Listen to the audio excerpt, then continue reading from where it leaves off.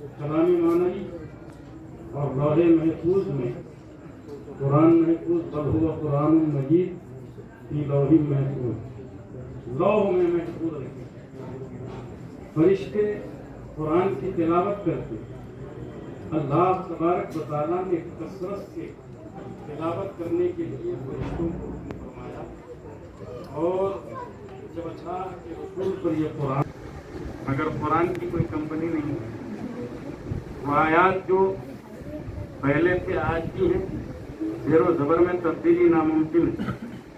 اگر سب قرآن کو پڑھنا چھوڑ دے پھر بھی قرآن ہر دور میں سب سے زیادہ پڑھی جانے والی کتاب ہوگی، کیونکہ رسول پاک صلی اللہ علیہ وسلم نے اپنا گھر فرما کر نظام قرآن کے تحفظ کے لیے مدارس کا انتظام فرما دیا۔ آج مدارس میں جائیے، لاکھوں بچے، چاہے وہ انڈیا ہو، پاکستان ہو، بنگلہ دیش ہو، دنیا کا کوئی سا بھی گوشہ ہو، ہر گوشے میں مدارس موجود ہیں، اور روزانہ لاکھوں ختم قرآن مدارس کثرت سے پڑھا جاتا ہے۔ استاد بھی پڑھتا ہے اور شاگرد بھی پڑھتا ہے۔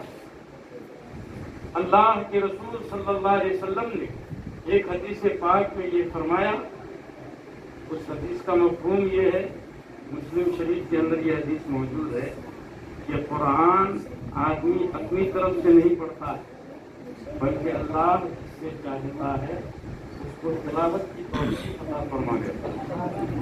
اگر آپ اپنے گھر میں قرآن نہیں کھولتے ہیں تو یہ مت سمجھیے کہ قرآن پڑھے جانے سے محروم ہوگا، بلکہ یہ سمجھیے اس کی تلاوت سے میں محروم ہوں۔ اللہ نے میری زبان کو وہ توفیق عطا نہیں کی کہ قرآن کی تلاوت میں کر سکوں۔ قرآن سے جڑنے والی ہر چیز سعید ہو جاتی ہے، مسعود ہو جاتی ہے، بابرکت ہو جاتی ہے۔ آپ دیکھیں نبی کریم صلی اللہ علیہ وسلم کے اقوال کی روشنی میں جب فضیلتیں سنی، محدث عبدالحق دہلوی علیہ رضوان نے اپنی کتاب اشراف النماز ایک حدیث کی تشریح کرتے ہوئے کہا کہ ایک شخص کو قرآن پڑھنا نہیں آتا، دو واقعات ہوا، قرآن پڑھنا ہی نہیں آتا تھا، مگر جب فضیلت سنی علماء سے اس نے تو اس کے دل کا خواہش تھی کہ کاش میں بھی قرآن پڑھا لکھا ہوتا، پڑھتا تو ان سعادتوں سے مالا مال ہو جاتا۔ آج ایک عام آدمی کے دل میں قرآن پڑھنے کی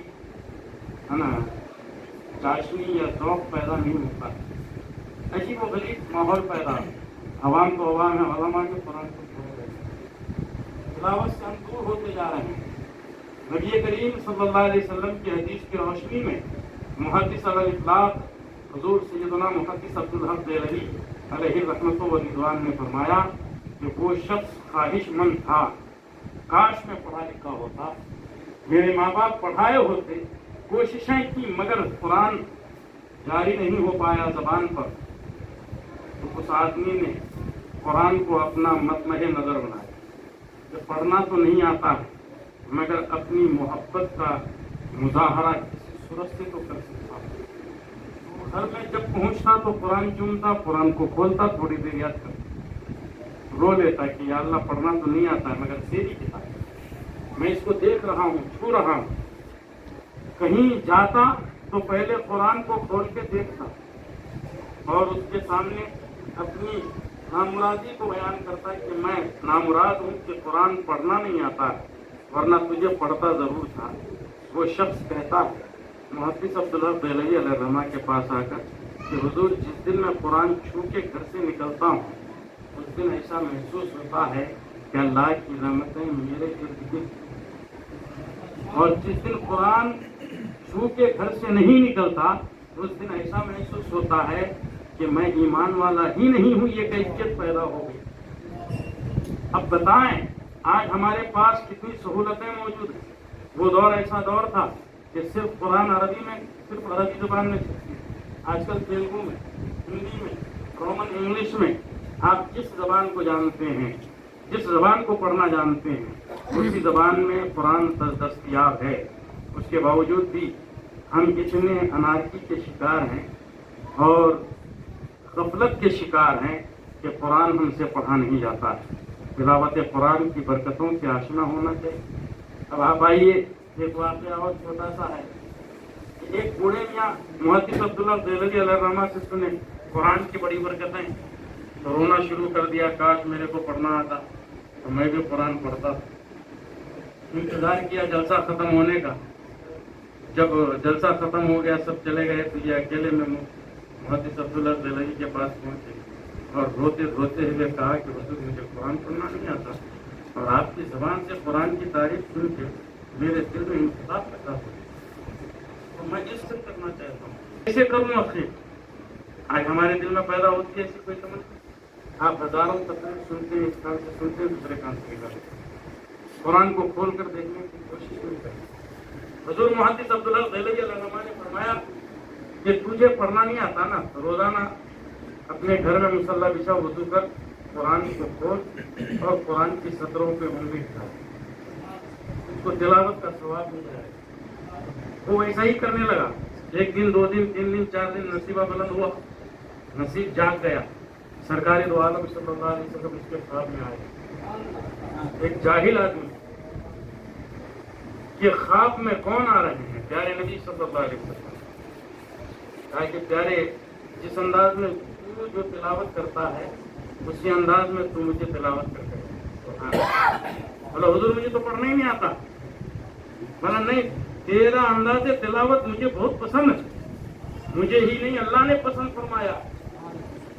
دیکھا وہ انداز کیا ہے, اس انداز میں تلاوت کر کے انگلیاں پھرا پھرا کے بتائے تو اللہ کے رسول صلی اللہ علیہ وسلم نے ان کو خواب میں اپنا بشارہ دیا, اپنا دیدار عطا فرمایا. اور ہم چاہتے ہیں کہ مدینے میں مر اللہ کے رسول خواب میں آئے, مگر ہمارے خاندان پہ قرآن رکھا ہے, کبھی یہ میسر نہیں ہوا, توفیق نہیں ہوئی کہ قرآن کو کھول کے دیکھ لیں. پہلے ہم حیدرآباد میں جب شروع میں آئے تھے نا, بڑا اچھا ماحول تھا. ہر گھر سے خواتین کی آواز آتی تھی قرآن کو. آج کل سب ختم ہو گیا, گالی گلوچ یہ سب کی آواز آ رہی ہے, مگر قرآن کی آواز آ رہی ہے. بڑے افسوس کی بات ہے, یہاں کے لوگ پڑھے لکھے ہیں, جہاں جہالت ہو, چلو بھائی مجبوریاں, مگر زنانے پڑھتی تھیں, مردانے پڑھتے تھے. آج مسجد میں قرآن رکھے ہوئے تابانوں میں کوئی پڑھنے والا موجود نہیں. کیا ہوگا ہمارا؟ قرآن سے ہم جڑ گئے تو کامیابی ہمارے قدموں سے جڑ گئی. قرآن کی تلاوت کرتے رہے تو کامیابی ہمارے قدم چومے گی. اب آئیے, وہ بوڑھے میاں ہیں, اللہ کے رسول صلی اللہ علیہ وسلم خواب میں آئے. صبح سویرے محدث عبداللہ دیلوی علیہ الرحمہ نکلے, ان کے گھر کی طرف پہنچ گئے, ان کے دروازے کو کھٹکھٹایا. کہا پیارے باہر نکل. تو حضور آپ کیسے میرے گھر کو؟ بولا جس نے خواب میں تمہیں اپنا دیدار کرایا اسی نے تیرے گھر پہ آ کے مبارکبادی دینے کے لیے مجھے بھی حکم فرمایا.